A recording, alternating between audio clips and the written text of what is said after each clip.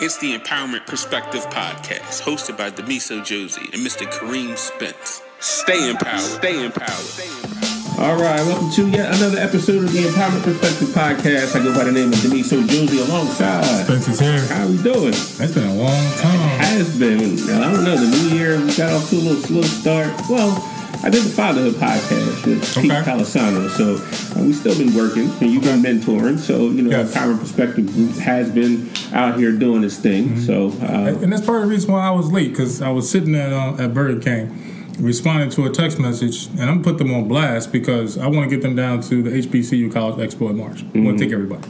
And the comment that was made is, I guess it's like my take it personal. I got two. Right. I take it personal what they said about you last week before. So the comment was made rather not if I should take all the students down to the College Expo, or if I should just take some students to the College Expo, mainly those that are on the path to go to college. But in my mind is that if we're mentoring and we're trying to, guide young minds, I don't know what's going to be that lightning bolt that's going to spark it and say, you know what, I'm ready to go and do this. But if I limit to you and say, you know what, you can't go. You can't go. It'll never happen. I'll never know. So they're trying to limit the number of kids that can go. Yes. Interesting. So really interesting. And I would take it personal. I'm going to take it. I have a lot to say. I got a lot to say. It's been a long time. I got a lot to say. So last week, right, you come down and you're spending your time about 45, 50 minutes that you had to drive. Right, so you're engaging the youth and you're trying to give them an analogy of taking full control over their lives and their education.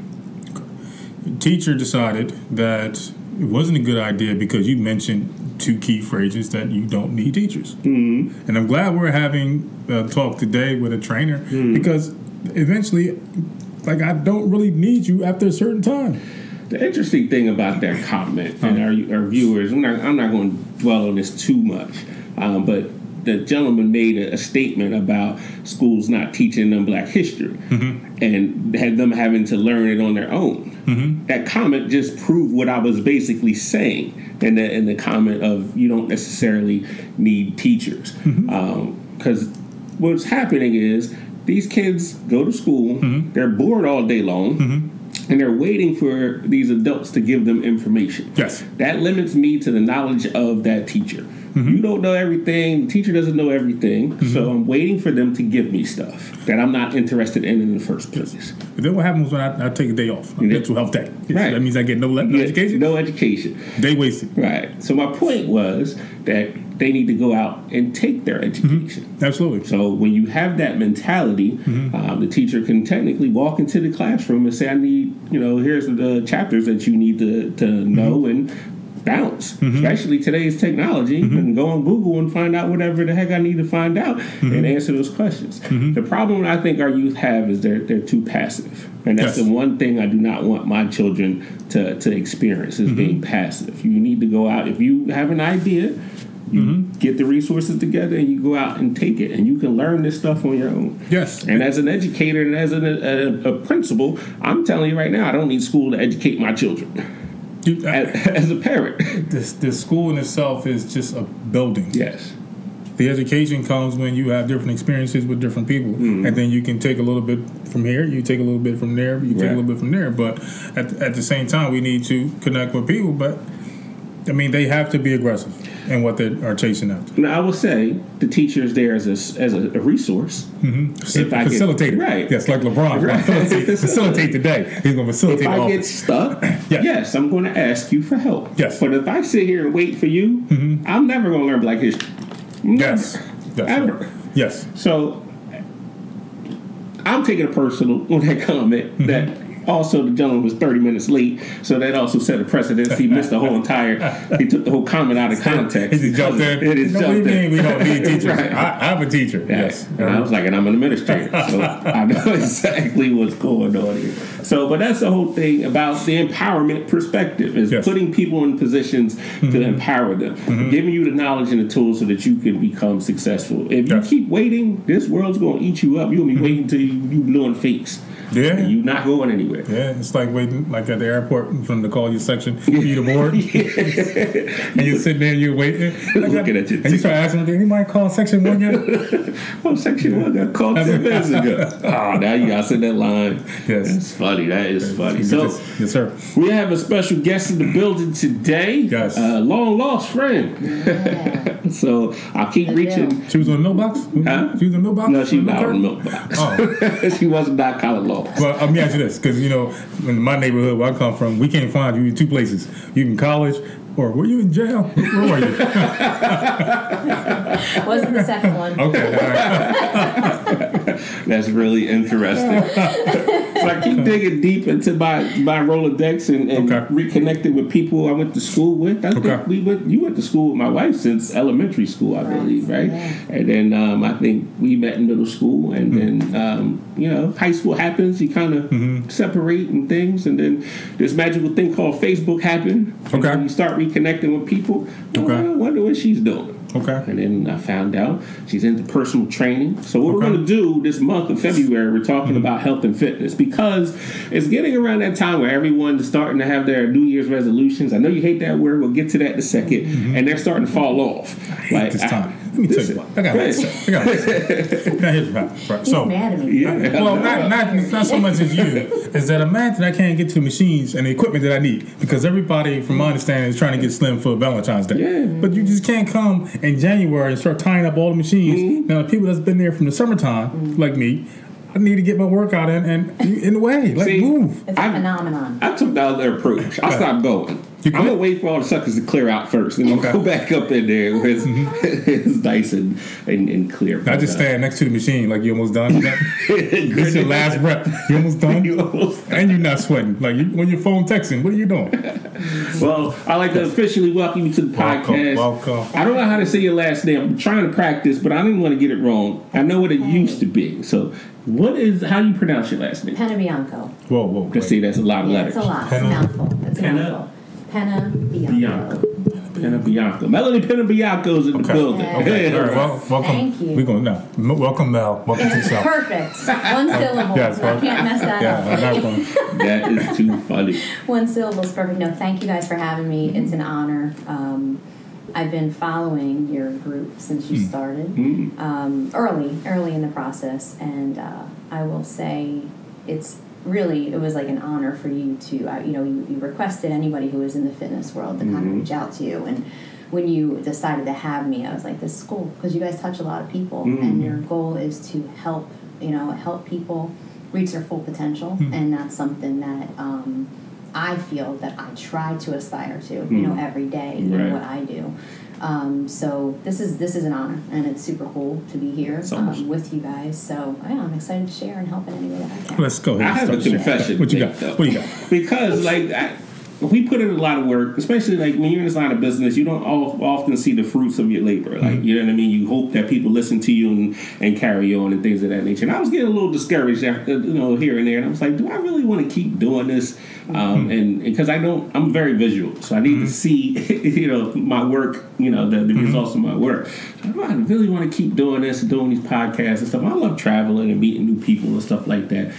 But every so often, people make comments like, the work that we're doing is really impacting people. So it's not about me. It's definitely not about making a whole lot of money and all that stuff. It's just that we have experiences and ideas that we want to share with people, stuff that helped us, so that we just want to give it to other people. So it makes me feel good that you actually feel that way, because I wanted to know what your honest assessment was since you've been listening to it. What you're doing matters, and I feel like when you have that come from of what can I do through my life experience and my whatever your niche is, to positively impact other people's lives, and you put yourself out there. Sometimes it's uncomfortable. Sometimes we're in our comfort zone. A lot of times when you're making it about other people, you're actually outside your comfort zone.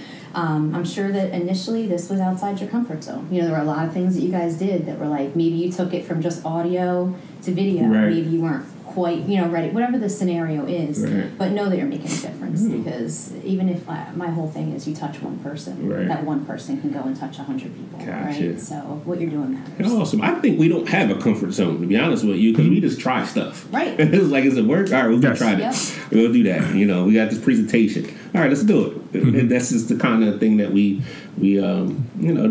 that's just who we are. So we don't have a comfort zone per se. And I wish so many other people would stop putting themselves into that box and saying that I'm just this and not exploring other things. But that goes to the mental side of things, even with personal training, and most of it's all mental.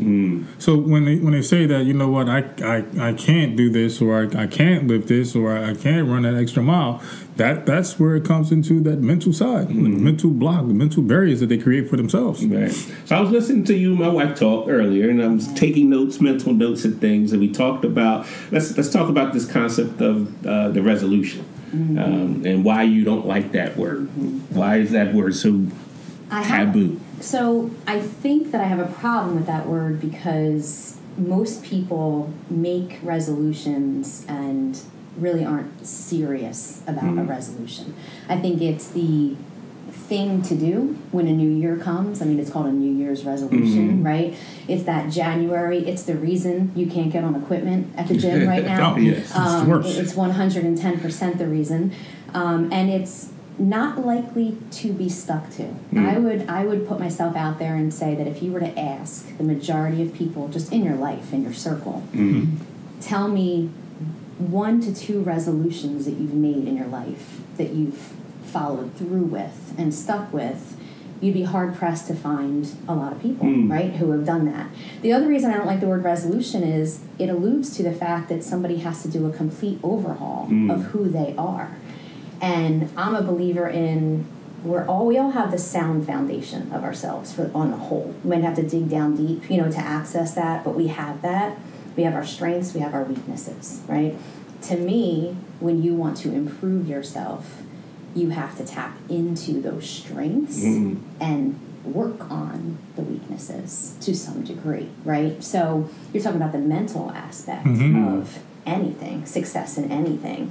I'm a bigger fan of the word goal and resolution. I think that the reason people don't set goals is because they don't know how to. And they fear goals because when you put a goal out there and you write it down, tell somebody, whatever it is, it's that fear of, am I really willing to do what it takes to put the work in, to make that happen?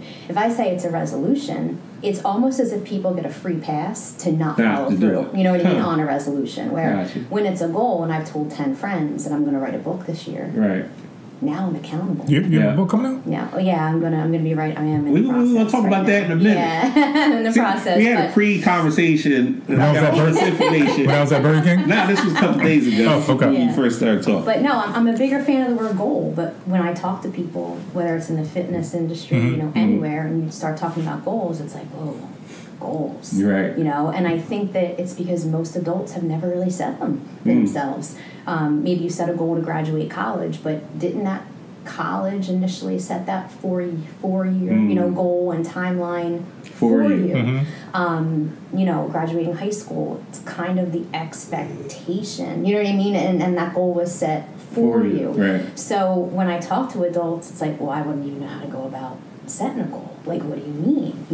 And you have to I have to teach them. And that's that mental behavior-driven stuff. So how do we set goals? What's the secret? What's the secret? Yeah, so it's sitting down and thinking about what you want. That's what I tell people. I'm like, okay, in my industry, since we're using fitness, I could talk about goals. We could do a whole separate, podcast on that, but you want your own podcast now? Next month when you have me on.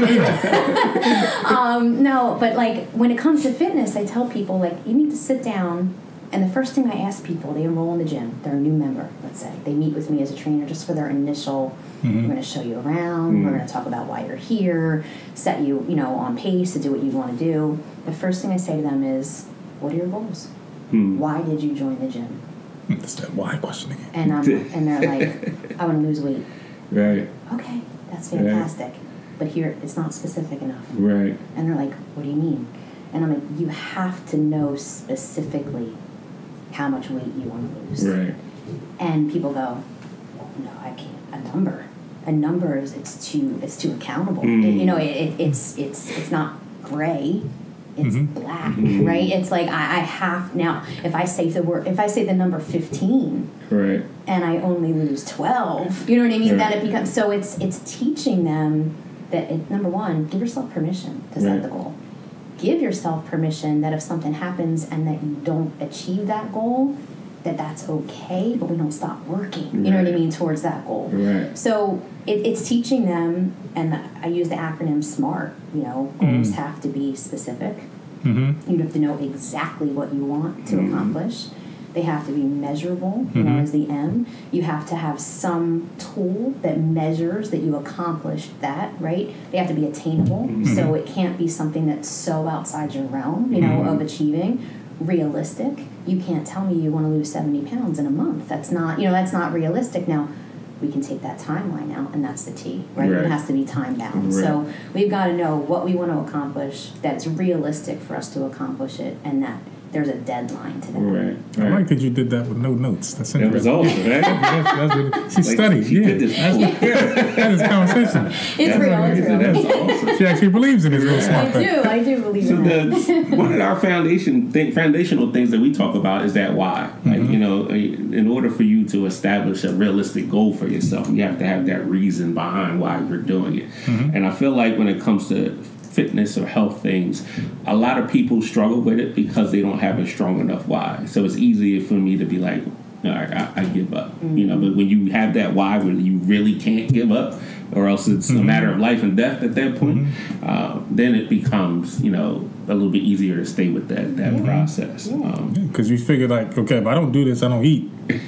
Now it becomes a survival of the fittest, and I need to be able to complete this mission, or I won't eat. Right. So I think that's huge, though. It is huge, and that's that reason. It can't be. I tell people it can't be that you want to fit in a size 4. Right. That's not good enough. Right. And for me, whenever I teach people about why, because I'm a big believer in that word too, it's like there has to be something that is going to improve your lifestyle, your quality, that quality of life thing. That's got to be that why, that driving force. So I train a lot of women, a lot of moms.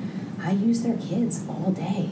It's what I say to them. I'm like, you can't get up and down off the floor right now with your child to play. That's your why.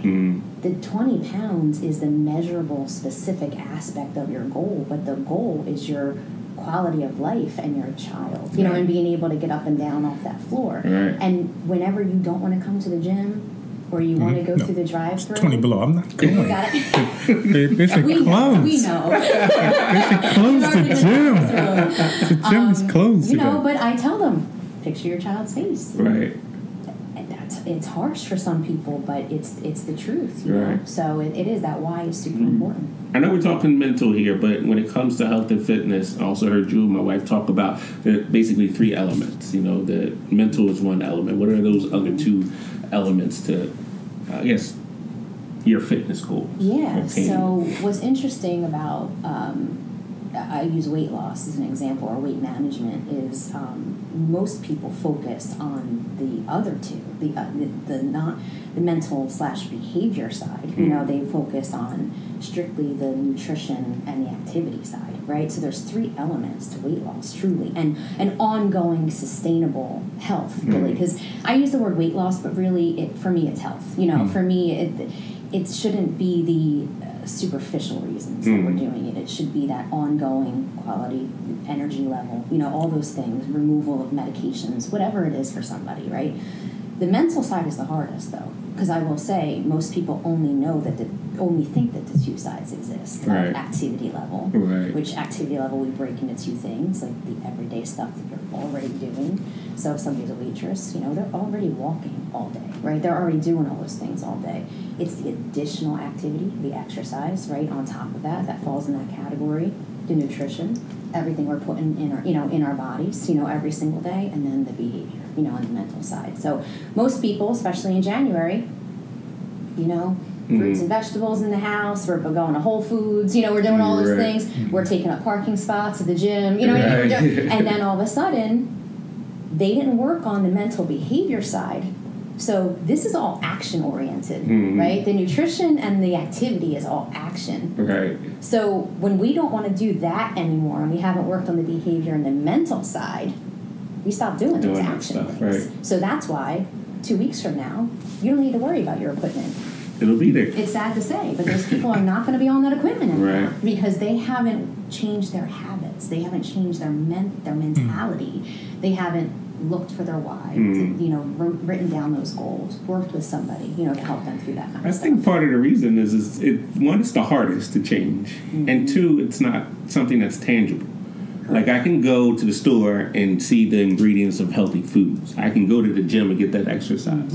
But mentally, it's the concept is nothing that I can really touch. You know what I'm saying? So it's hard for me to, one, understand it, and then two, to be able to change your behavior to do it. It's tough. I think establishing a routine is huge in changing those behaviors, and really putting yourself in a zone where, like, you don't have an option. Like, when I do go back to the gym, it's 4 o'clock in the morning. I don't have an option because it's the only time I can get it in, and it just becomes a part of my routine. It's to the point now I still wake up 4:30 in the morning. I was up this morning, like, sitting there chilling. You go to the bathroom? My body is this condition, and my mind and my behavior is conditioned to do. God damn you! I talked about it. You talked about it. It's just a conversation. Couldn't do it. I think I'm gonna get up at 5, but no. I don't have enough. I mean, because my day's so busy out after that, so that's the only time that I have to actually clear my head and to focus just on me, and then get myself ready for the day. Because after that, it's like you got the horse races, and they're off. Yes, like, you run it all day the long. behavior part, like you're saying, it's scary for people. And the way that I try to reel it in and make it not scary is to tell people, just start small with behaviors. Like, if I'm talking to somebody about nutrition. Now, I'm not a registered dietitian. I'm not a registered nutritionist. So my scope of practice, being a trainer, is a little small on the nutrition side. I can do, I can recommend things, and I can kind of push people in a general healthy direction. I can't write them up, meal plans and things like that. But if I'm using nutrition, not good. No. That's a big no-no. What about bees? What about bees for breakfast? Can I have this for breakfast? Absolutely no. Bought a 2-liter Pepsi and some Doritos, and he got some more snacks. Since we are talking, sounds like he has. Oh yeah, those are good too. Yeah, more artificial flavors. This is a no-no. No, it's a big no. So, here's the thing. Parents, don't send your kids to school with this kind of stuff. Are you saying it's no good? Because in the building, I see kids eating this. Now, I want to eat this during the game, but I see kids in the building eating this for breakfast. I see students having stuff like this for lunch. And this is all they'll have, like 6.5 hours a day. 5 days a week. This is what they're having with their lunch. Yeah. If they throw the sandwich away, eat snacks. But it tastes so good. It does. It really does. Well, that's it as a society. Like, it's like that instant gratification. You know what I mean? And it's that it goes down to that mental aspect that we talked about, because the nutrition and the activity still involve the mental aspect, right? So it's like reprogramming your brain on getting rid of the old habits, getting rid of but I will tell you, like, from somebody who does cycles of clean eating, and again, we could talk about that in a whole separate conversation, but no one who eats, when we eat processed food, everybody does it. We live in a society of processed food. It's just, unless you're a 100% clean eater, everybody eats that kind of stuff from time to time, at least, right? When you do that, you're interfering with your body's natural processes, your ability to break down food, your ability to absorb nutrients, things like that. When you eliminate that stuff, even for 30 days, your body gets a clean slate. Almost, right? So it starts to do things differently. You start to feel a different energy level. You start to sleep better. Skin starts to clear up. Things start to happen. So no one really knows that that's what your body's supposed to feel like, because since we were children and going to school, and even the baby food that's that's on the market, our bodies have been filled with stuff that it shouldn't be filled with. But if you can go through the process that even the 30 days, where you're eliminating. I tell people, just eliminate processed food for 30 days. That's all. Become an ingredient. I know it's hard. No, I don't want to. It's hard, right? But I don't want to give up sugar. Eliminate it, and see how your, just argument's sake, see how your body feels. Does that work with people? Can I eliminate people for 30 days? And I'm going to feel refreshed. Ready to go. Anything toxic. That's interesting. I'm going off the grid for 30 days, everybody. I'm coming back refreshed. Now, how much water should we be drinking? Oh, water is such a good topic because that's one of those behavior changes that I get people to try to do, because most people are really dehydrated. That's the reality. And a lot of people think that what they believe is fat storage actually is water storage in their body. So there's a great article, and I'll share it with you guys, and you can get it out there and share it with everybody. You don't even water, have read, get rid of people. It's so many healthy things thrown at you all at once. Messing up the entire NBA season. Playoffs about to start. It's a great article, and it allows you to enter in your body weight, enter in the average amount of time daily, that you have physical activity, and then it tells you how many ounces of water per day, you should be taking in. But most people can't get up to that number right away, right? Because you're taking them from, somebody might drink one of these in a day, average. When, like me, I should be drinking 107 ounces of water a day, right? So 107. The heavier you are, the more water you should be Ain't that much water in the world for me. But keep in mind things like soup, things like coffee, things like, that are juice. Soda? That is still Beer? considered beer, no. Soda? Alcohol, no. Soda, no. Unfortunately, sorry. But anyway, my point is, even if I can get somebody, the first thing they do in the morning is just pour themselves a glass of water when they wake up. They drink that water. The last thing they do at night, have some water. You know what I mean? Before you work out, have some water. If we can start little steps like that, those are those little behavior changes that I'm talking about, that all of a sudden people are like, well, I could do that, so give me the next thing, that I could do. So it's those little tweaks that I think set people up to be more successful, because when you throw 5 things at anybody at once to tweak, they're like, I'm not doing any of those things. You know what I mean? So the water is super, super important. We can't function without water, and the majority of our society is completely dehydrated. So sounds like a challenge. That's what I was thinking. I was thinking the same thing. They got a 30-day squat challenge. They had the push-up challenge. I say we should challenge people not to drink water and see what happens. See what happens. Let's see how your body turns We're out. supposed to be helping people, not killing them. You have to show the opposite side of the spectrum in order for people to actually understand what the danger is for not having water. I see who's going to be the sacrificial lamb. It won't be me. That is too funny. I know previously in our conversation we talked about the process, and people need to enjoy the process and not necessarily worry about the end result so much.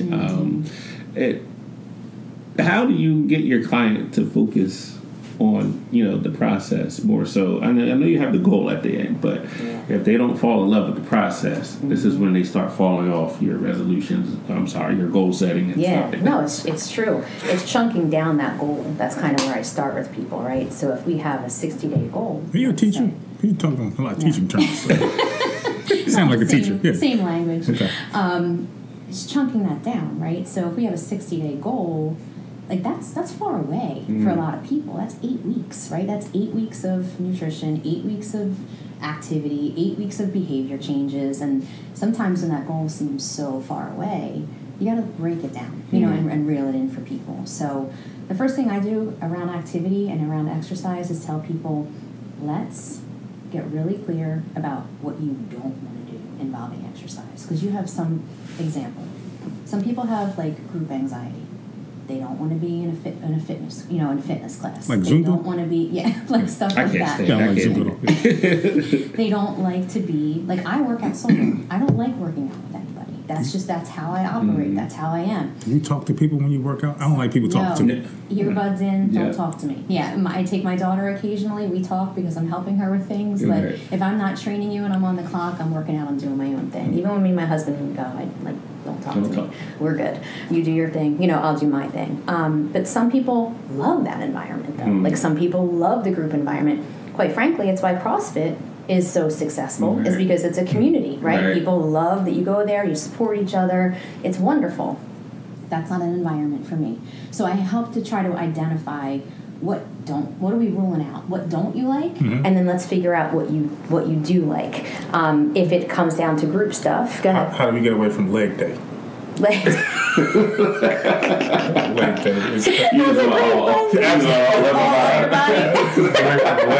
is the worst. I don't really have an answer for that one. I think you have to just keep doing it. Leg day is the worst. But there's it, leg day. Yeah.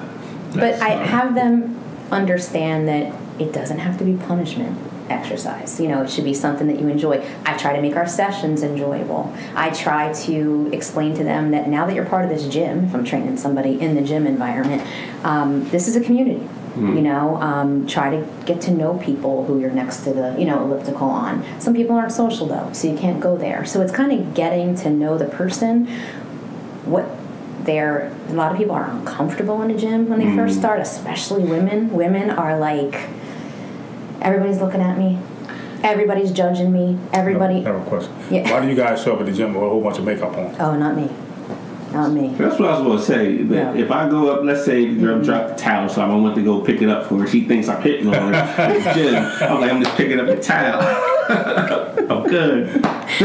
No, that's not everybody. But I will say that the majority of women, I have to explain to them that men are here and they're looking at themselves more than they're looking at you, right? So women have this false sense of what a gym environment is. Like, everybody's judging me, everybody's looking at me, you have to drop that. That needs to go right away. We can't worry about what others think of us. This is your journey. That's number one. But it is that type of stigma that you have to work against, and I find it more with my female clients, than I do with my male clients. The guys are just there to kind of go in, get the job done, you know what I mean, and then leave. Whereas I feel women are on kind of the opposite end of the spectrum, so we have to work against that with them a little bit. Yeah, I'm like you. Don't talk to me when I'm in the gym. I don't even want you to say hi. Like, just don't even look at me. I left one day because somebody was talking to me too much. So you know what? I'm just gonna leave. That's no need. Like, I'm out. That is too funny. So I see on social media a lot these people that are in the gym doing these exercises completely wrong. Now you off the clock, you're doing your own workout. Have you went up and told somebody, listen, you about to hurt yourself because that's not how the machines go. Say, listen, stupid. It's such a fine line. Go tear your rotator cuff. Yeah, it is. It's such a fine line.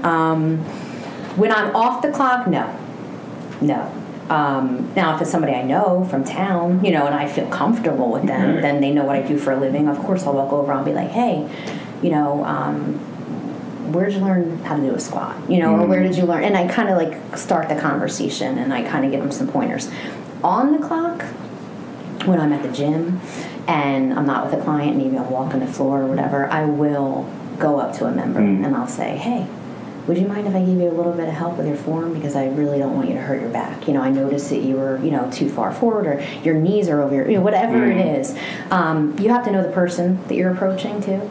Men are much less approachable with that kind of stuff. I will say, no offense. Women are a little bit more like, but yeah. So that's a touchy thing. Too funny. Because there's a whole segment of people out there who really do think they know what they're doing. Like, you can tell they're confident. They think they know what they're doing, and I'm like, you're not going to have a knee in in 5 years. You know what I mean? So it's hard because it does bother you. Like, you're like, really want to go up to that person. I saw this video. This lady was on this lat pull down machine, right? He was supposed to be sitting down, pulling the bar. She's twisting it. Oh. I was cracking up. Like, seriously. Like, you really thought that machine did that? Yeah. Like, what is that supposed to be doing for you in the first place? So she's pulling and twisting? She's not pulling the weight down. She just twisting.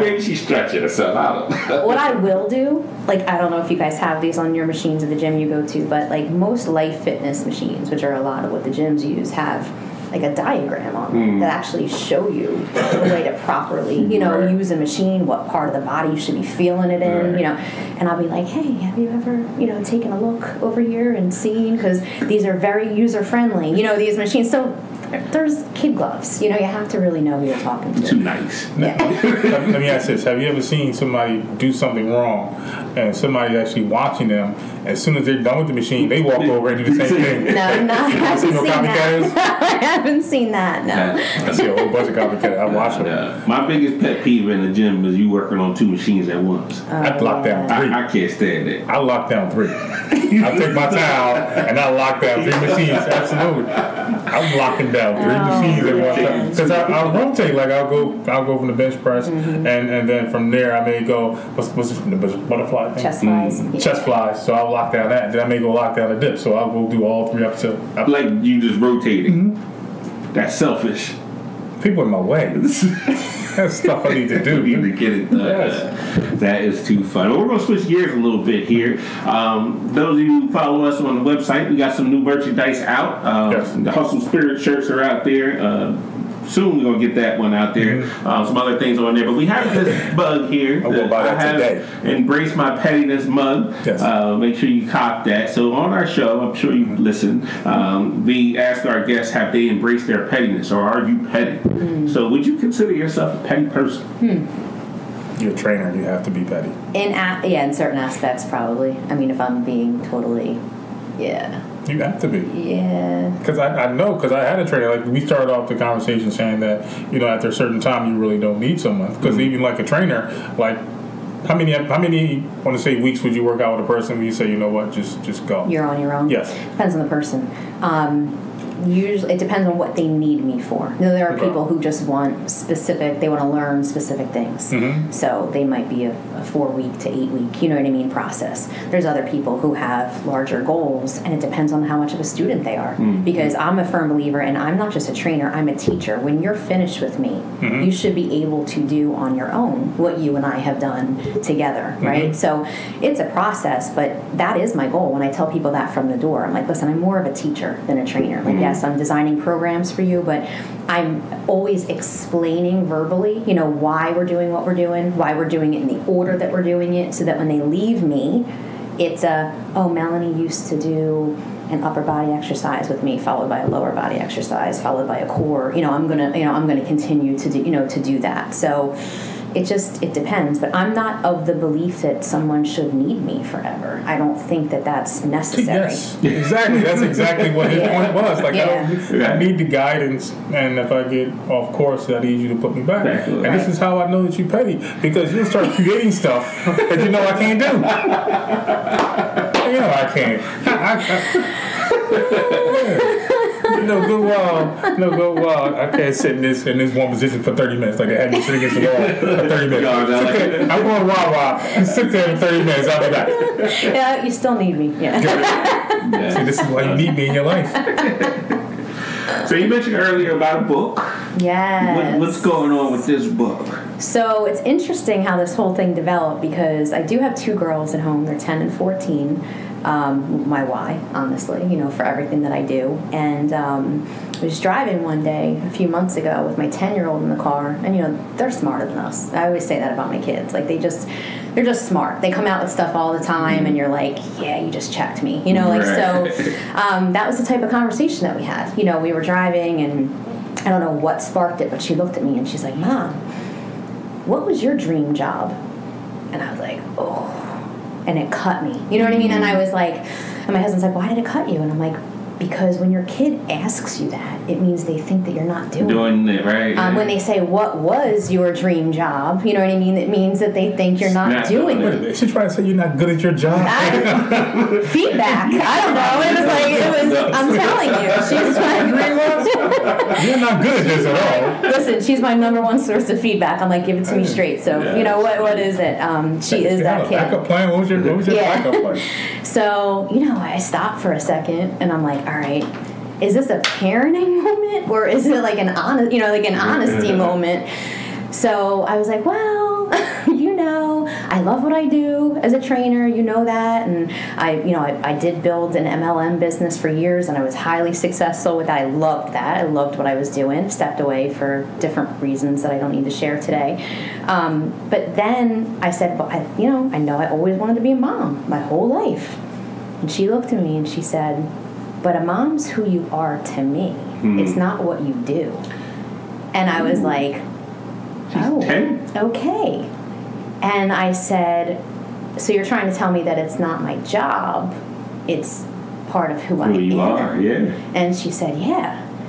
And I was like, oh. And we got home and I was like, all right, like I need to show these girls. You're talking about my why, right? Like I need to show them that you need to do the things that you've always wanted to do, And I've always wanted to write. It was one of the, like I train, talk about being a teacher. Like I love sharing. I love helping any way that I can.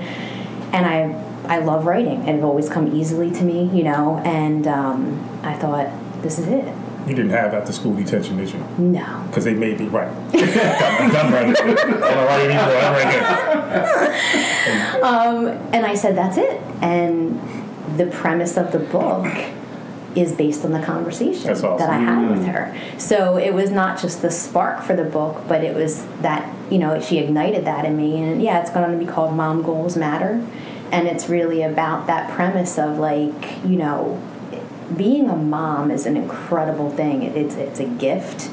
It's the biggest role, one of the biggest roles that you'll ever play, in your life. But it's not your sole purpose, And I think that there are a lot of women walking around out there, myself included, for a period of time that lock themselves in, like you said, into that category. And whether it's society that puts us in that, and when we subscribe to it, or it's self-inflicted, whatever it is, we tend to think that we're being selfish if we have our own thing. You're right.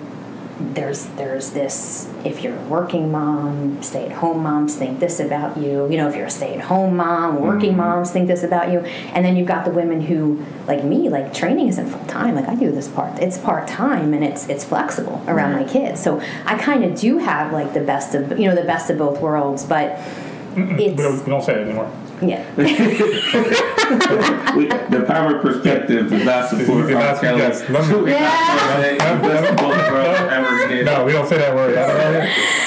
So it's interesting, but I think, and I'm hopeful that the book will resonate with a lot of women. No offense that I didn't write it, geared towards men, but I think that women need to. It's going to be a book that kind of helps them give themselves permission to put themselves in the top of a priority list, because without us being good, we truly aren't as good for our children, as we can be. I'm a firm believer in that. So interesting. There's a lot of things going through my brain right now, and going back to the fatherhood episode, and I'm thinking, if my daughter said that to me, I don't think she would ever say that, but just because I think as a father, my job is to provide for the family, I feel. But I have enough space and creativity to be able to do what I technically want to do. I'm loose enough to do that. I'm not saying I'm detached from my kids, but in that sense, I can still maneuver and do podcasts and stuff like that. And I look at my wife, and I'm like, well, she's a mom, but that's just what she wants to do. And I don't think being a mother, at least from my wife's perspective, is she don't have the space to be creative and do the things that I'm free to do, because that's just because she put herself in that position. That's just the roles that we put. Well, being a mom is tough. Like you have the weight of the entire household on your shoulders. Yes. And if it falls apart, then you can't look at dad and be like, what is all you know, because mom just takes on that responsibility and she gets the job done. Yeah. And that is part of my writing already. What you just said about that mentality of what the father's role is, versus what the mother's role is. That even in our society today, where a lot of women do work, and our moms, that still exists. Right. That's still very much in the forefront. And it's, I grew up thinking my dad was doing what he wanted to do because it's what put food on the table. Right. You know what I mean? That was the mentality that we had as kids. Is that was his role, that was my mom's role, and I watched my mom give up and I knew she was sacrificing herself, you know what I mean, in the process, to be a mom, which she'll tell you today she would do it, you know, all over again. But I think it's that heavy expectation that carries a lot on women. You know, it's like, well, I would love to do this, but I can't. And the truth is, that's not a truth. You know, and I think that that's where it is for women. It's like understanding that it is not selfish to think that you can also do something else, that it is okay, you know, to give your, and you can still be a great mom. The one doesn't have to be sacrificed, you know what I mean, to have the other. So I think it goes back to this thing about process and goals again. Like, I feel like the process could be anything. Like, I can work in TV, I can work in schools. Like, the process is whatever it is. The end result, I'm still going to provide for my family. But I think that a lot of people just get caught up in, I have to provide for my family, so I'm going to do something I don't necessarily like because I have to, but it's because they're looking at the end goal instead of the process. Like, all right, I can still provide for my family, still have a sense of who I am and the stuff that I want, you know, and putting themselves in those positions. There's so many people walking around here doing jobs that they hate and can't stand because they're looking at the end result of it and not the process. So I think that's huge, and it's just interesting. I wish I had you on the fatherhood episode, because I'm now thinking like just my role as a father and my own processes and things of that nature versus my wife's. So it's interesting. Yeah. So I think that we need to start shattering the entire thing called a role.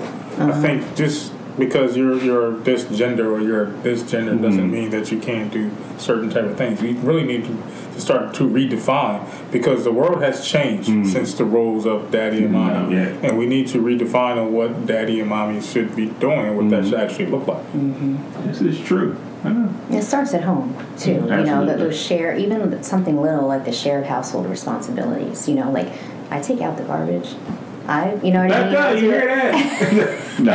I do things outside. We share. Like my husband will, if he needs to throw in a load of laundry, you know what I mean? He'll throw in a load of laundry. It's those little things too that when you're bringing children up through it, they see. That never happened in my house.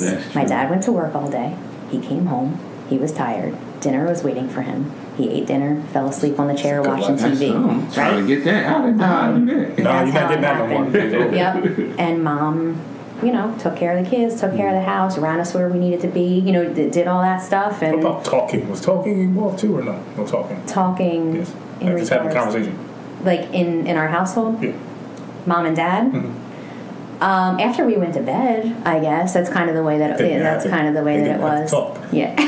That's the key. Listen, he had the best life. Have to talk. We're going to get your dad on the podcast. Figure out how he did that. Sit on the couch and watch the game. You don't have to say that. Probably had to go upstairs. Sheesh. Watch Sports Center all day long. That is funny. But so, what anticipating when you're going to be finishing this book? Like, what are we just slow walking this process? It is right now. It is. You know, you've written a book, so you know, like you get in these great patterns and then these stall patterns, and then that's kind of I'm in a stall pattern right now, but.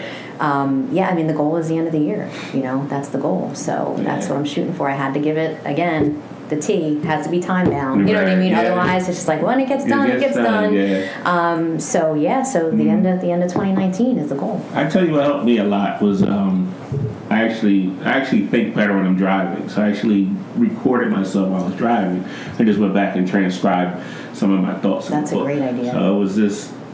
That's how I kind of got out of those ruts and things when I was writing. And then there was pieces of the book where I just wasn't in the mental space to write. So I had to wait and go write something happy and then come back to the sad part. But that helped recording the stuff on the phone. That's a great idea.